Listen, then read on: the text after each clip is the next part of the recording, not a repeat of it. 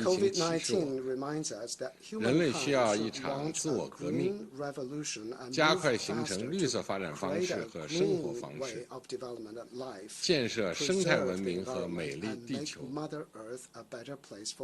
人类不能再忽视大自然一次又一次的警告，沿着只讲索取不讲投入，只讲发展不讲保护，只讲利用不讲修复的老路走下去。应对气候变化巴黎协定代表了全球绿色低碳转型的大方向，是保护地球家园需要采取的最低限度行动。各国必须迈出决定性步伐。中国将提高国家自主贡献的力度，采取更加有力的政策和措施，二氧化碳排放力争于2030年前达到峰值，努力争取2060年前实现碳中和。各国要树立创新、协调、绿色、开放、共享的新发展理念，抓住新一轮科技革命和产业变革的历史性机遇，推动疫情后世界经济绿色复苏，汇集起可持续发展的强大合力。第四，这场疫情启示我们，全球治理体系亟待改革和完善。疫情不仅是对各国执政能力的大考，也是对全球治理体系的检验。我们要坚持走多边主义道路，维护以联合国为核心的国际体系。全球治理应该秉持共商共建共享原则，推动各国权利平等、机会平等、规则平等，使全球治理体系符合变化的世界政治经济，满足应对全球性挑战的现实需要，顺应和平发展合作共赢的历史趋势。国家间有分歧是正常的，应该通过对话协商妥善化解。国家间可以有竞争，但必须是积极和良性的，要守住道德底线和国际规范。大国应该有大的样子，要提供更多全球公共产品，承担大国责任，展现大国担当。主席先生，今年以来，14亿中国人民无畏艰难，上下同心，全力克服疫情影响，加快恢复生产生活秩序。我们有信心如期全面建成小康社会，如期实现现行标准下农村贫困人口全部脱贫，提前10年实现联合国2030年可持续发展议程减贫目标。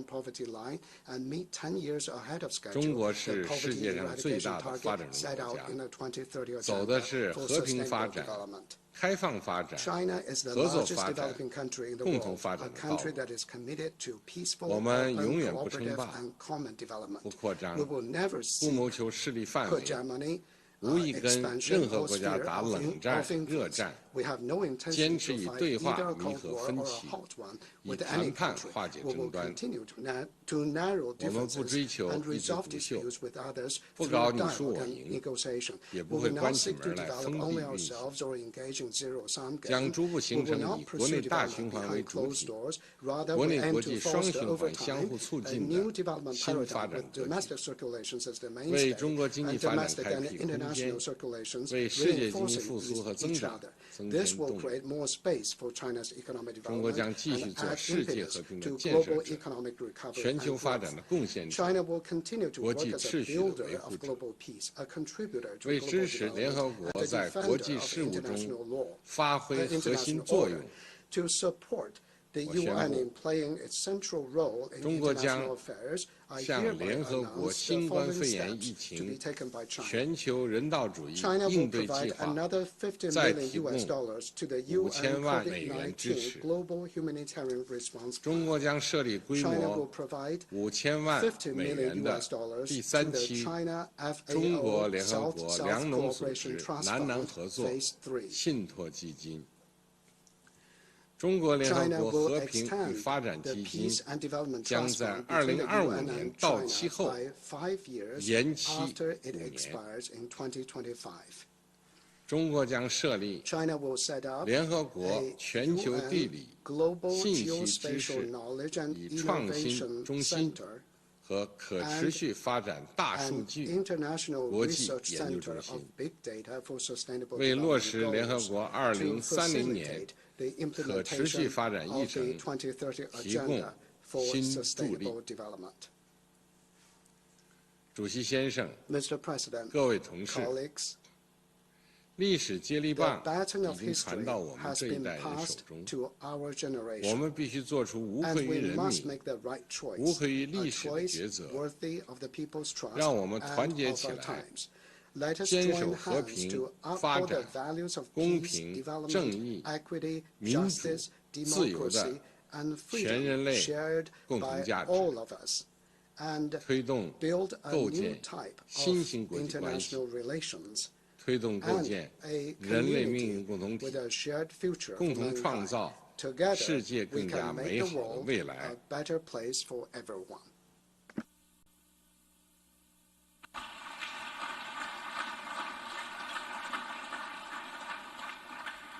On behalf of the General Assembly, I wish to thank the President of the People's Republic of China for the statement just made.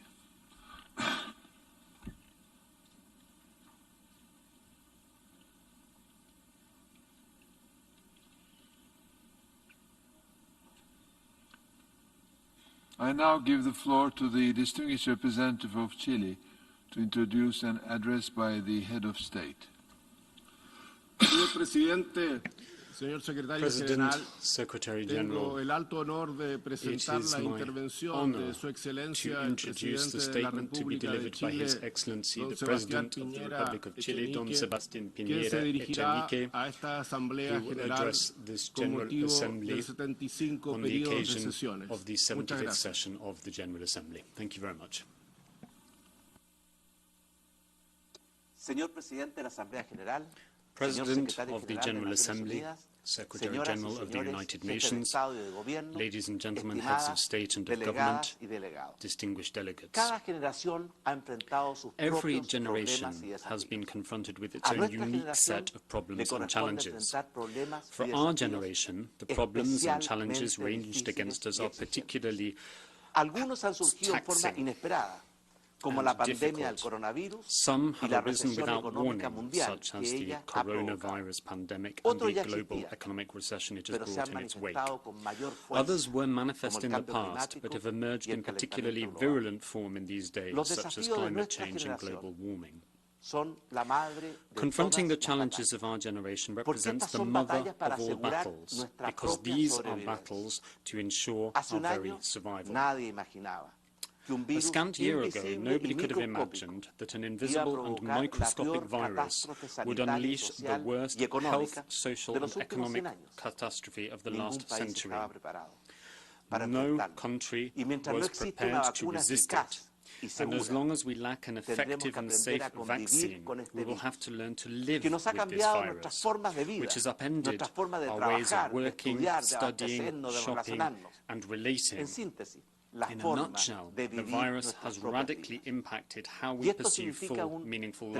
tremendo desafío, pero And this también represents a una major gran challenge, oportunidad. but also a major ¿Cómo hemos opportunity. enfrentado en Chile este formidable desafío? How have we been Nuestra grappling primera with this prioridad challenge in y Chile? ocupación es Our proteger chief la salud priority and y la concern vida is to de protect the todos health and nuestros life of compatriotas, all our y muy compatriots, especialmente and in la de particular nuestros adultos the health mayores and life of y our grupos senior de riesgo. citizens and of Por eso, at-risk groups. pusimos en marcha To el that plan de end, we protección rolled out the sanitaria, health que protection nos ha plan, permitido triplicar la which saw a capacidad tripling of de the nuestro capacity sistema de of our salud healthcare system para atender a los and enfermos COVID, enabled que nos ha to address permitido the needs of realizar those más de suffering 3 from millones de COVID. test PCR, This has also lo que enabled us to significa carry out que more than hemos 3 cubierto a million más del PCR 15% tests, de nuestra covering población. close to 15% of Pero our esta tarea no population. se agota solo But con la this protección response does not sanitaria. end with healthcare Sin alone. duda es necesaria, A medical response is pero of course sabemos que no vital, es suficiente. but by no means sufficient in and Proteger of la salud itself. y la vida de nuestros compatriotas, Protecting the health and the lives especialmente of our fellow cuando están bajo citizens, cuarentena, particularly when they también are under exige quarantine, asegurar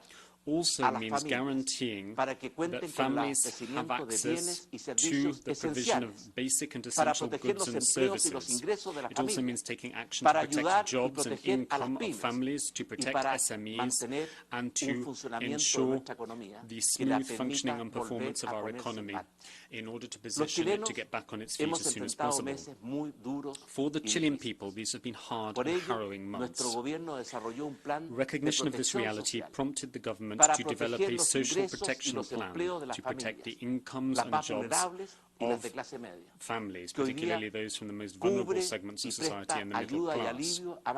This plan currently provides coverage for more than 14 million Chileans, providing aid and support. This means that 3 in every 4 Chileans are protected by this special network of social protection, which together we have crafted and fine-tuned over the last 6 months of the emergency. But we cannot be satisfied with providing such security to our compatriots solely in times of emergency. We must be far-sighted, and we must be in a position to make progress towards building a system that will provide protection on an ongoing basis. To achieve this goal, there is a pressing need to regain jobs lost, to create new jobs as well, to rebuild our economy. In particular, we need to regain the almost 2 million jobs that we have lost. We need to regalvanize our economy, and we need to put our country back on its feet. To that end, 2 weeks after the reporting of the first case of coronavirus contagion in Chile, we launched an economic recovery plan, which as of today has mobilized around 12% of our GDP. We have to prevent this health crisis, which ought to be transitory in nature if properly handled, from taking root as a long-term, serious economic and social crisis. What can we do at the global level to effectively and efficiently tackle this pandemic and emerge stronger than ever? Only collaborative and multilateral solutions will allow us to overcome this crisis and to emerge from it with renewed strength, standing on our feet once again. This pandemic, which is no respecter of borders, nationalities or ethnicities, has underscored the need to strengthen international cooperation and governance, and also laid bare the sheer degree of interdependence within the international community. It is in times of crisis that we need more than ever before leadership and cooperation between all nations. The major powers, instead of squaring off against one another on economic and health issues, should be at the forefront of the fight against this global pandemic, as well as at the forefront of the fight to overcome the recession it has brought in its wake, rather than allowing a glaring and alarming leadership vacuum to fester as we're seeing today. In terms of healthcare, this leadership should entail sharing diagnoses and knowledge, coordinating closures and openings of borders, pooling efforts for development, and working as hard as we can to ensure that as soon as possible we have a safe and effective vaccine. There is a particular need in terms of leadership for the leaders of this movement to cooperate and collaborate with the most vulnerable countries. The trade war that we're living through today has led to stagnation of international commerce and investment. It has led to the weakening of free trade. It has allowed protectionism to emerge and has left the World Trade Organization moribund. To promote free trade and integration, to combat protectionism, to eliminate non-tariff barriers, to harmonize regulations and rules, to prevent and punish unilateral conduct that flouts the agreed international order, we need to rebuild a multilateral economic order with robust institutions that is respected and upheld by all, and which is based on rules recognized and acknowledged by all. Moreover, we need to come together and prevent this pandemic and the global recession we are witnessing from playing into the hands of the forces of authoritarianism and populism, which have sought to benefit from this crisis. We cannot concede our freedoms, which are won at such heavy price, because this would pose an enormous risk both to democracy and freedom and also to the development of our countries. What lessons and opportunities have we seen in the midst of the pandemic? My answer would be many. Firstly, we need to learn to be more humble. Despite all the scientific and technological progress in today's world, this virus has taught us a harsh lesson in just how vulnerable and precarious human life and our societies really are.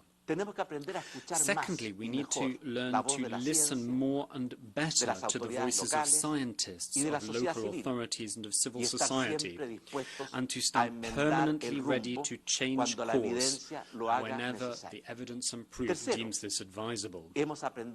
Thirdly, in the midst of this pandemic, we have learned the value of family.